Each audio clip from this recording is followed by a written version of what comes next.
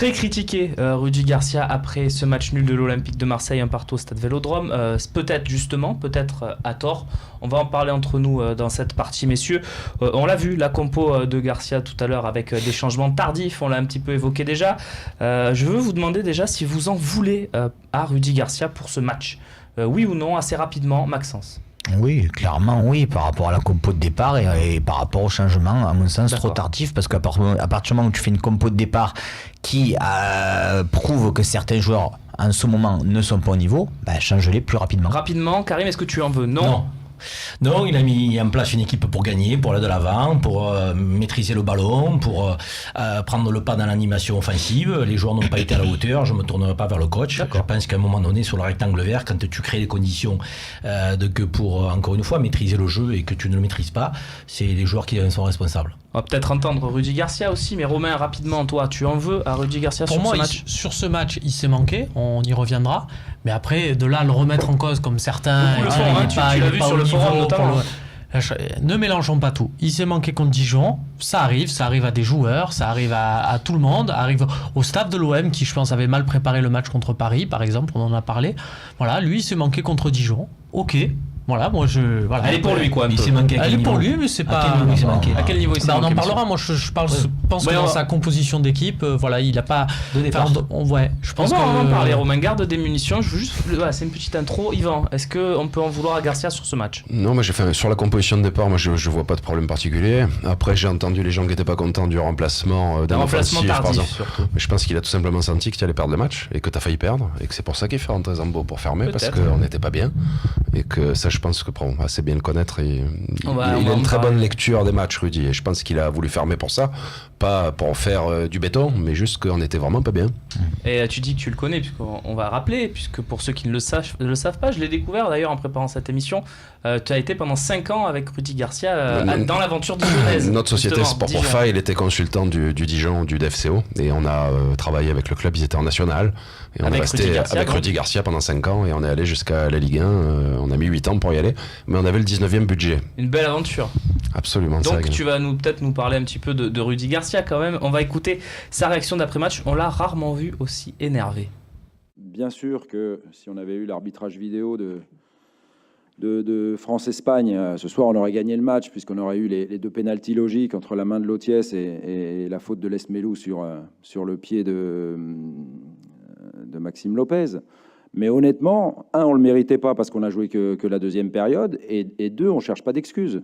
Voilà. Ce sont deux décisions respectables, même si elles sont fausses. Et ce n'est qu'à cause de nous qu'on n'a pas gagné ce soir. On a perdu 2 points en route. Voilà. Donc c'est une très grosse contre-performance. C'est un très mauvais sprint final lancé pour nous. Capable de grosse colère, Yvan, Rudy Garcia. Tu penses que ça a chauffé là dans le vestiaire? Il a le sang chaud et d'origine espagnole, Rudy. Ouais. Et il vit les matchs. C'est quelqu'un qui est vraiment pour la gagne. Il est capable de leur mettre le feu là après un match comme ça. Il a ce côté un peu italien, avant qu'il aille à la Roma, tu vois, qu'il avait chez nous en France, de la gagne, la culture de la victoire. Et ça, on l'a pas beaucoup en France. Il est capable de leur avoir mis le feu là dans le vestiaire, tu penses? Sans souci. Ouais, comme il faut. À juste titre. C'est des matchs où tu dois prendre tes points. Il a déjà dû mettre le feu à la mi-temps d'ailleurs, parce qu'on a vu quand même qu'au retour de vestiaire, c'était pas les mêmes. C'est le même Rudy Garcia que tu as connu il y a quelques années à Dijon. Tu te rends compte, moi depuis, il a fait Le Mans, il a fait Lille, il a fait Rome, donc il a évolué, il a progressé, comme tous les coachs. C'était un jeune entraîneur, moi quand j'ai travaillé avec lui, il avait déjà la base. Et après, il a fait du bon boulot au Mans, il a été champion avec Lille, et à la Roma, il a fait des choses assez extra. Partout il est passé. Aujourd'hui, tu regardes, j'entends les critiques, mais tu prends Wenger, Deschamps et Blanc, et lui, tu as les 4 meilleurs entraîneurs français aujourd'hui, que tu l'avais vu, non? C'est pas faux. Il fait partie des 4 meilleurs entraîneurs.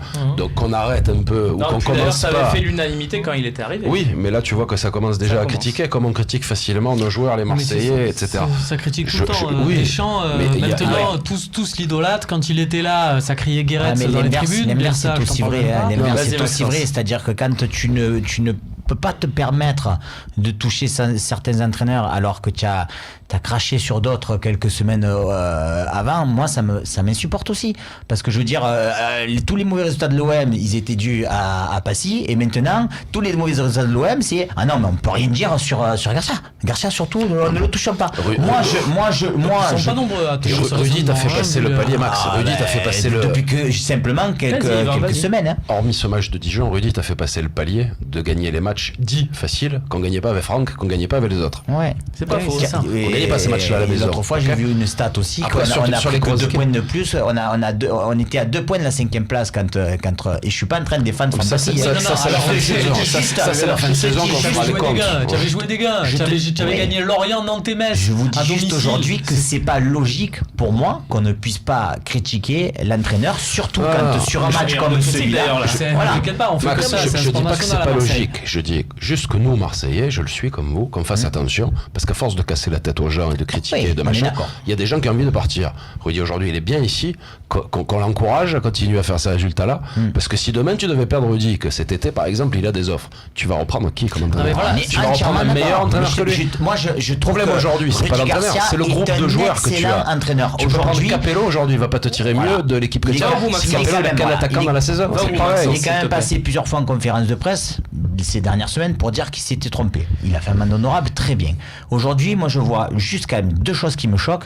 T'as un Gomis qui te met titulaire dès le début du match et t'as Maxime Lopez qui soit titulaire dès le début du match. J'ai plutôt d'accord aussi avec Ben. Ne mettent plus Maxime Lopez, il met plus un pied devant l'autre et Gomis, il revient de blessure. C'est son choix. Il a raison, c'est de l'entraîneur. Nous, on est tous, entre guillemets, simplement des spectateurs. Ok, mais quand après tu vois le déroulement du match et que tu te dis finalement, ça m'a pas forcément donné raison parce que ni un ni l'autre ils sont complètement improductifs sur le match, mais sors-les quand même. T'as le droit de les sortir aussi.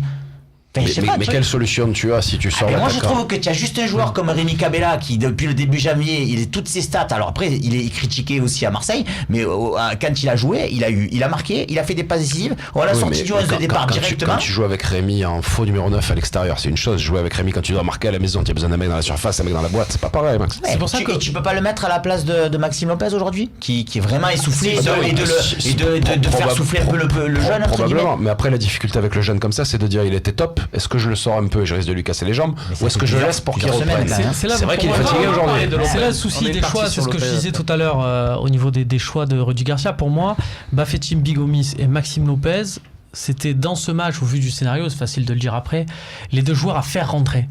Parce que Gomis, c'est un attaquant à 100 buts en Ligue 1. Donc c'est un mec, et c'est pour ça que Garcia l'a laissé, parce qu'il savait très bien que Gomis, sur une jambe et sur une demi-occasion, il est capable de marquer, et capable de faire un truc, c'est pour ça qu'il a laissé. Et Lopez, pour moi, quand j'ai regardé la fin du match, à partir du moment où il est sorti du terrain, je me suis dit, il manque terriblement à l'OM, parce qu'il n'y avait que des mecs qui jouaient tête baissée, et que lui ne joue pas tête baissée, et qu'il aurait amené un petit plus technique devant, qui aurait été salvateur. C'est ce qui me fait dire que, en fait, au vu des conditions et du contexte, il aurait peut-être mieux valu les mettre sur le banc et les faire rentrer en cours de partie. C'est là où je vois une erreur. C'est pour ça que je dis il s'est manqué sur ce match. Ouais. Et le résultat, de toute façon, ce qui est bien en football, c'est qu'il y a un résultat pour sanctionner, pour dire qui a raison, qui a tort. Là, il y a un résultat qui dit Garcia a tort, ok. Mais ne mélangeons pas tout. Ne recommençons pas à comparer, parce qu'à chaque compte performance, on nous le fait, là, on nous ressort la moyenne de points de Passy, la moyenne de points de Garcia, tout ça. S'il vous plaît, arrêtez. Je le reviens. Passy, il a gagné. Garcia, on a joué des gains. Garcia, il a joué 2 fois Lyon. Il a joué 3 fois Monaco, 2 fois Paris. Voilà. Okay. Passy, il avait joué personne. Karim, est-ce que déjà tu veux répondre à tout ce qui a été dit? J'ai vu que tu faisais souvent non de la tête. Non, mais c'est pas ça. C'est que moi, je pense qu'on oublie effectivement le groupe dont il dispose. Donc, ce type est arrivé en cours de saison, à la fin de la première partie du championnat.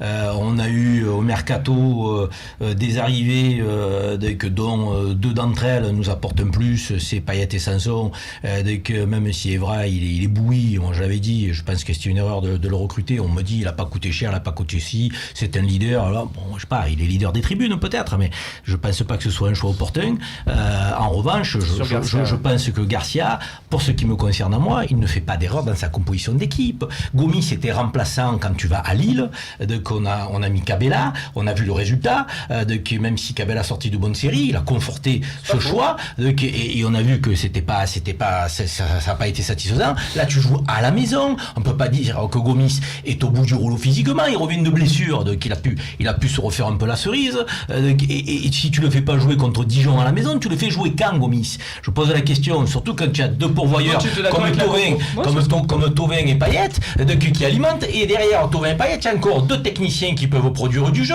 c'est Lopez et Sanson. Je veux dire, on ne peut pas dire que ce type n'est pas mis l'équipe pour gagner. L'idée c'était de gagner, et qu'à la 60e, si tu as fait ton match à 2-0, tu sors les deux. Sauf que le match n'a pas tourné comme tu voulais. Tous les matchs durent 90 minutes. Après, tu as aussi quand même un milieu de terrain qui est composé aujourd'hui de vainqueurs, Sanson et Maxime Lopez, où on a... du moins j'ai dit plusieurs fois que je trouvais ce milieu de terrain assez déséquilibré, même si j'admets tout à fait qu'on puisse le mettre au Vélodrome, et c'est parfait. Contre Dijon, on l'a vu aussi à l'extérieur, et Romain m'expliquait, il me disait moi, je préfère qu'on continue dans cette logique là, parce qu'à un moment donné ou à un autre ça va payer. Bon, ben pour l'instant, ça paye pas. J'attends que ça paye un jour. On va conclure avec un écran scindé. Vous savez, l'écran où on voit vos 4 visages, la fameuse Nicolas Chabert. Regardez ça, c'est magnifique. Je vous demande une question simple. Vous me répondez assez rapidement et assez clairement sur ce que vous pensez. Romain, tiens, on va commencer avec toi. Est-ce que tu commences à avoir des doutes sur Rudy Garcia, et si oui, lesquels ? Absolument pas. Je pense que, comme le disait Karim, il y a aussi une question d'effectif, et je pense qu'il peut progresser lui aussi. Voilà, je vois un Rudy Garcia à la tête de l'OM la saison prochaine, et encore meilleur lui aussi. Yvan, je vais pas te demander si tu as des doutes sur Rudy Garcia, parce que je sais que tu es convaincu que ça, c'est l'homme de la situation, mais est-ce que tu comprends qu'il y en ait des doutes ? Parce qu'on est chez nous à Marseille, à toujours chercher la critique et aller un peu loin parfois dans nos remarques. Après, comme j'ai dit, pour moi, il fait partie des 4 ou 5 meilleurs coachs français. Je vois pas ce qu'on peut trouver de mieux sur le marché. Les coachs étrangers, on a eu. C'est pas toujours bien. Pas toujours. Donc, je pense qu'il faut qu'on soit content de l'avoir. Je pense que c'est une meilleure affaire que Marseille ait signé Garcia, que Garcia ait signé à Marseille. Pour lui, pour l'instant. Je pense. Pour l'instant. Donc aujourd'hui, je pense qu'il faudrait qu'on soit content, et plutôt de regarder pour que les dirigeants fassent une vraie belle... lui donne une vraie belle équipe, plutôt que de commencer à dire il aurait pu faire ci, il aurait pu faire ça. Tu mets Laurent Blanc, tu mets Deschamps, tu mets qui tu veux aujourd'hui samedi contre Dijon, parce qu'il aurait changé de plus comme joueur. Avis tranché et très, très audible en tout cas de la part d'Yvan Lemay. Karim Zeribi, qu'est-ce qu'il a à dire lui sur Rudy Garcia ? Est-ce que c'est l'homme de la situation ? Est-ce que c'est celui que tu veux voir à l'OM pendant 3, 4, 5 ans ? Ah non, là tu vas trop loin. Pourquoi ? Parce que je pense que autant je lui laisse le bénéfice du doute en lui laissant plus de temps, autant la saison prochaine, si on était à ce stade-là, on faisait le même commentaire, je te dirais effectivement, j'ai des doutes sur est-ce que c'est l'homme de la situation, parce qu'il aurait eu 2 mercato, un d'hiver et un d'été. Pour l'instant, t'as pas de doute ? Non, aujourd'hui, je me refuse à avoir des doutes aujourd'hui sur un coach qui me semble avoir apporté quelque chose qui se situe autour de la rigueur, autour de la gestion d'un groupe, du management d'un groupe qui nous manquait. Et après, c'est en qualité qu'il faut qu'on monte, je dirais, en gamme et en puissance. Et là, on va voir le mercato d'été, les apports qu'il va y avoir pour faire une équipe à l'image de Garcia. Et si, encore une fois, à la fin je dirais, de la première partie du championnat, on en était à ce stade, je m'interrogerai. Mais on n'en est pas là aujourd'hui. Il a eu peu de temps, il a un groupe qui n'est pas au niveau. Okay. Je ne suis pas surpris par le contexte et la situation de notre équipe. Et je pense qu'il faut lui laisser à ce garçon un peu de temps. Merci Karim. Maxence, rapidement, des doutes ou pas des doutes sur Rudy Garcia ? Non, c'est pour ça que je tiens clairement à exprimer ma position.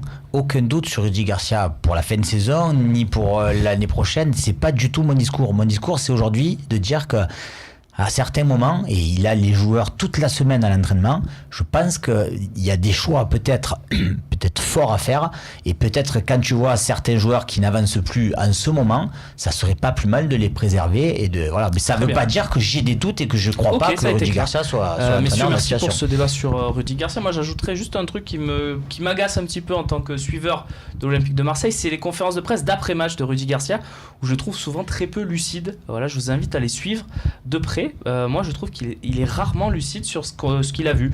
À Monaco, où on perd 4-0, il avait trouvé que c'était un bon match, voilà. Le retour, ils ont été pris à l'arbitrage. Voilà, par exemple. Contre Dijon, il a été lucide, non ? Je sais pas, moi, s'il est lucide de s'en prendre à ses joueurs, parce que je trouve qu'il a pas non plus réagi très très vite dans ce match, il est pas exempt de tout reproche. Je sais pas, à suivre. Moi en tout cas c'est mon ressenti de suiveur de l'Olympique de Marseille. Je sais pas ce que t'en penses, Romain, toi qui est journaliste aussi dans ce milieu-là. C'est toujours pareil. Bielsa, c'était toujours désolé pour le coup.